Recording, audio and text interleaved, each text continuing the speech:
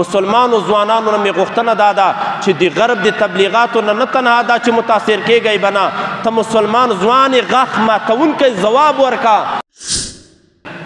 دوی په دې باندې مکلف دي چې د سیل په ځایونو کې به بې حجابي نه وي، د ځوانانو عورتونه به لوڅ نه وي. کرکټ کوه زما مسلمان وروره چې دغه لمونځ خو درنه قضا نه شي، لمونځ خو درنه بېجمع نه شي. زمونږ ځینې ورونه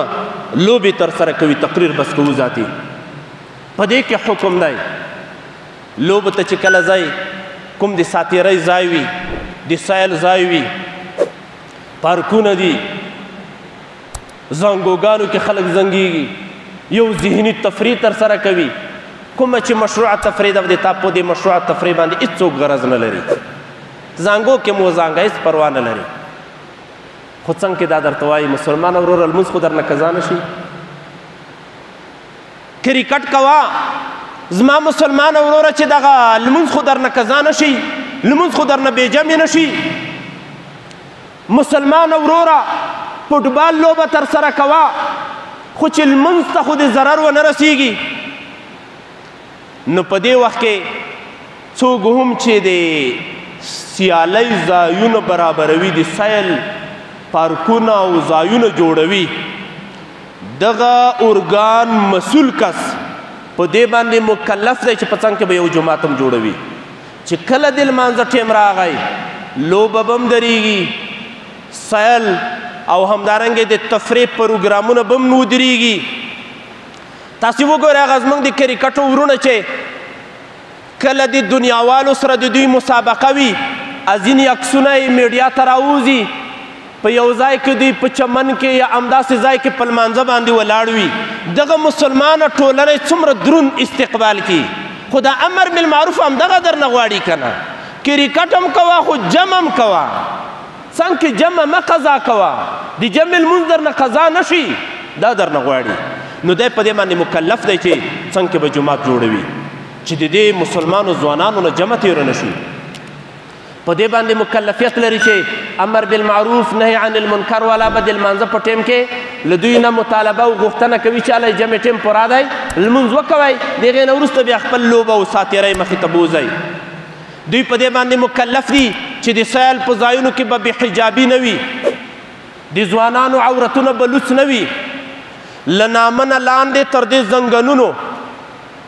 دغه ساحه عورت ده. د غرب د طاغوتي دعوتونو له امله زیاتره د سیل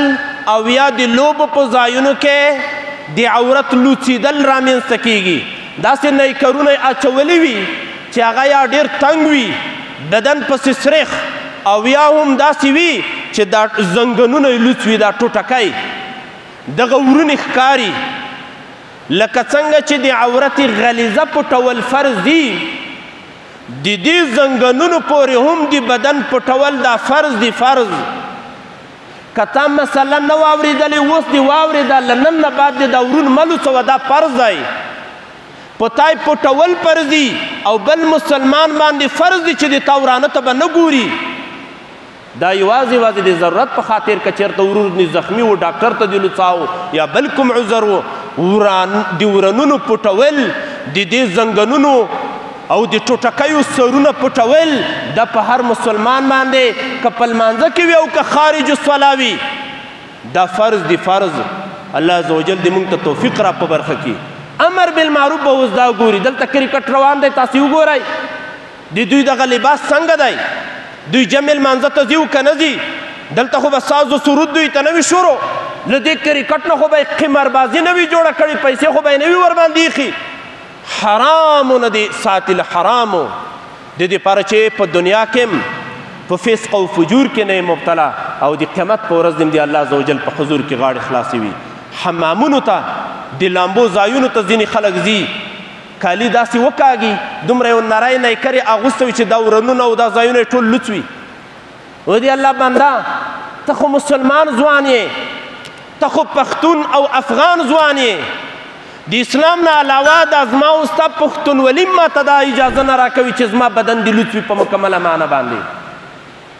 نو ته څنګه د غربیانو غوندې چې هغه ډنډونو ته ځي لوڅ لغړ ځي نو ته هم لوڅ لغړ روانې یوازې د عورت غلیظه دې پټ دی نیکر دې اغوستی دی تا به داسې لباس خامخا اغوستی وي چې له نامه نه لاندې او تر دې زنګنونو پورې به ستا دا بدن پټ وي دا تا ته امر بالمعروف ولا نه وایي دا د الله د دین پیغمبر دغه حکم دی من کان یؤمن بالله والیوم الاخر فلا يدخل الحمام بغیر اذار او كما قال رسول الله صلی الله علیه وسلم د الله پیغمبر وایي څوک چې په الله ورځ د آخرت باندې ایمان لري که نه هغه د حمامونو ته بدون د لنګ نه بدون د پردې او د عورت پټولو نه داخلیږي نبی کریم صلی الله علیه وسلم یو صحابي ته وویل دا ورون لوڅ و چې دا ورون دې پټ کا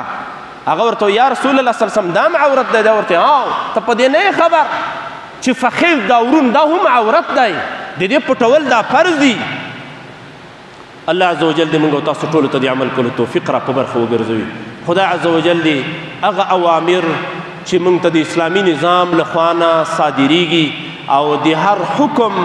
بیا تخریج په فقهي جزیو کې او د قرآن کریم په آیتونو او احادیثو کې موږ ته تشریح شوي وي الله دې موږ ته د عمل کولو توفیق راکړي مسلمانو ځوانانو نه مې غوښتنه دا ده چې د غرب د تبلیغاتو نه تنها دا چې متاثر کېږئ به نه ته مسلمان ځوان یې غاښ ماتونکی ځواب ورکه په میډیا کې ځواب ورکه په فیسبوک کې ځواب ورکه ته د اسلام یو مبارز ځان جوړ کا د غرب لاسپوڅی ځان مه جوړوه د غرب د تبلیغاتو لاسپیکر ځان مه جوړوه د الله عز وجل د دین یو داعي جوړ شه دا ستا ځواني دا د تا تعلیم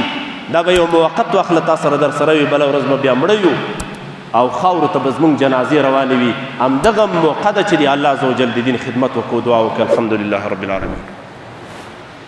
والعاقبة للمتقين والصلاة والسلام على رسول الله على رسوله خير خلق محمد وعلى آله وصحبه أجمعين صلى الله تعالى على رسوله خير خلق محمد وعلى آله وصحبه